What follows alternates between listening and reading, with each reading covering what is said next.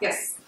I read the three documents that went out on the conflict-free case management and what a new not CCB case management company might look like. And some areas were kind of open-ended as to what the requirements were actually going to end up looking like. Is that going to get firmed up at some point, or is that going to be kind of left up to the discretion of the department, or how's that going to look?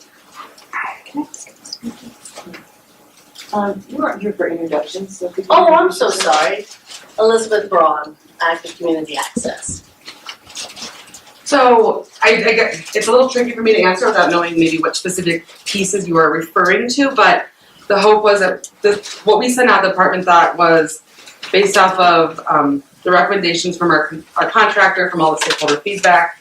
The department took all that information and said, this is what we think should be those qualifications for a case management agency and a case manager. That's what was sent out.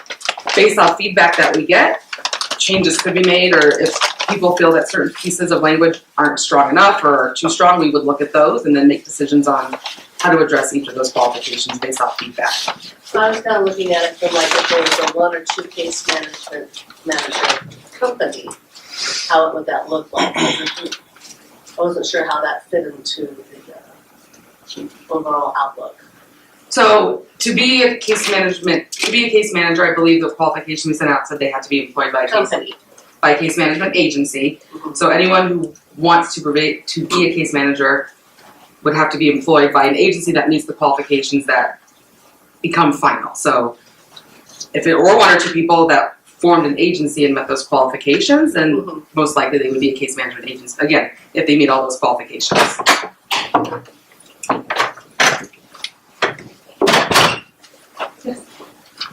I understand the intent of separating out the case management from the direct services.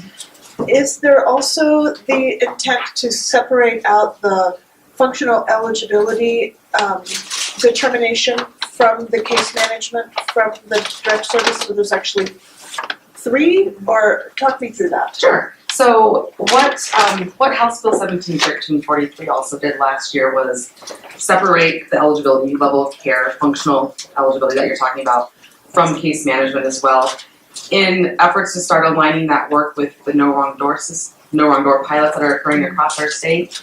I don't know how familiar people are with no wrong door, so I don't want to necessarily go down that hole, but yes, there are three distinct functions or activities. Those administrative tasks, which are eligibility determination, functional eligibility, versus case management, which is assessing needs, developing a service plan, monitoring those services and the health and safety of individuals, and then referring people for services, and then the provision of those actual services. So yes, that is the purpose. So the current function of, like in single entry points, where the case managers determine the functional or do the assessment and then send it in to determine the functional eligibility. And then also our case managers, you're saying that the intent is for that to go away. Those functions to be separate, the same agency can do both.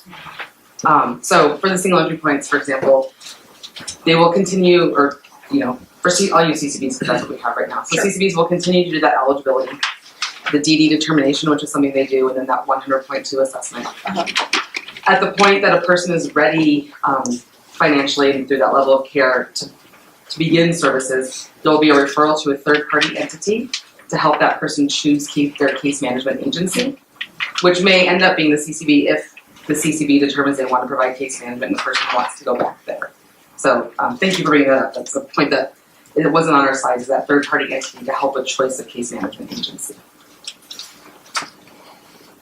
So for a single entry point, there would be the eligibility piece. Once they're eligible, third-party entity, if single entry points want to continue being case management agencies, they could do that. They could do that, and then that person could go back. They could do that for the same person? Mm-hmm. Yes. Any other questions? So, go ahead. Well, I'm just wondering if you guys have analyzed how that might have an impact on a single entry point, for instance.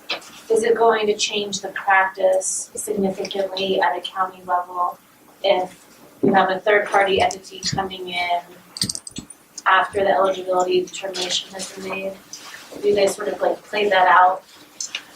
We're starting to, from the single entry point side, start to have some of those conversations. It's not been fully played out. And there are some conversations going on with some of the single entry point administrators and things like that to talk through that too. And I apologize.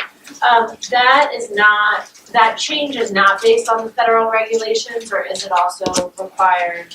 That is not based on the federal regulation. The federal regulation is specific to separation of case management, which is service purpose and service purpose.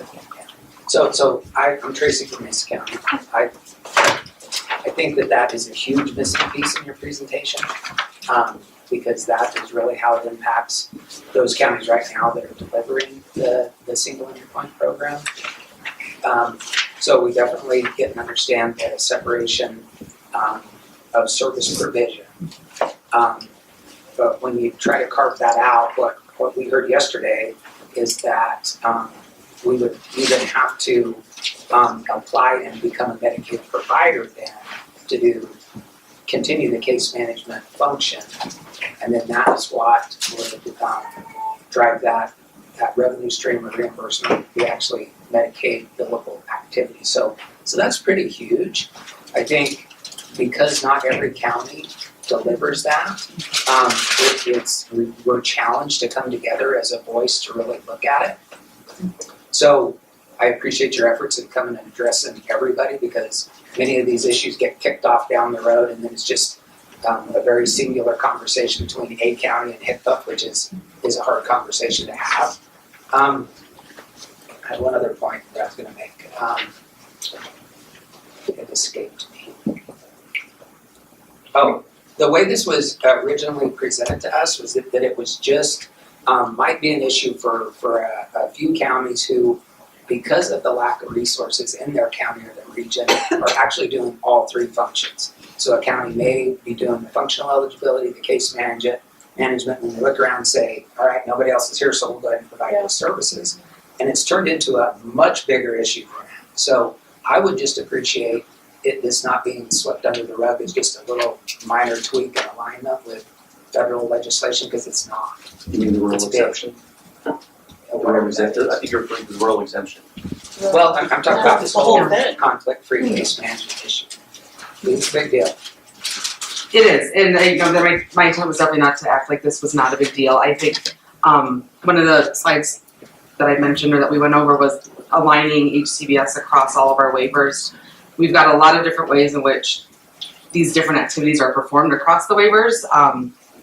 So the department is looking to align those processes across waivers so that no matter which waiver I'm going to or which entity I'm going to, the processes and how that all happens are the same, and regardless of my age or disability, it's the same. We've got a very fractured or segregated system right now. If I've got these disabilities, this is how everything happens. If I've got these disabilities, this is how it happens. So this is also work to align that as much as possible across all the waivers in populations.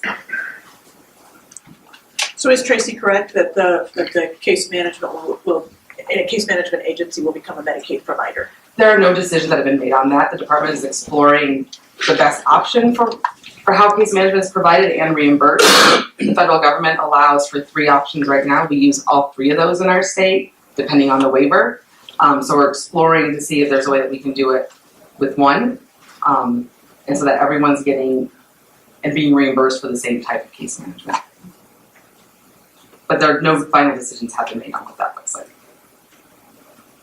Sorry, what's the process for making those decisions? Is it if this legislation passes, you'll then engage in a rulemaking process, or is there a task force working on this? There's no task force at this point, but so there's no discussion been about what that stakeholder engagement process will look like, but there will be stakeholder engagement throughout all of this.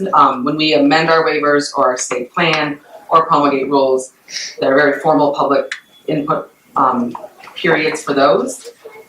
We've also done, depending on what work is done, stakeholder engagement across the state, where we say we're holding a meeting in really at this location to discuss this topic, please come. So I see lots of those kinds of avenues happening throughout this process. So if we have questions or concerns, how do we get those to you? Next slide, please. My contact information is up here, and Heather Fladmark, who is our conflict-free case management specialist, is also on here. So please, we welcome feedback, we welcome input. We want to be working with all of you throughout all these changes and these processes, so please email us.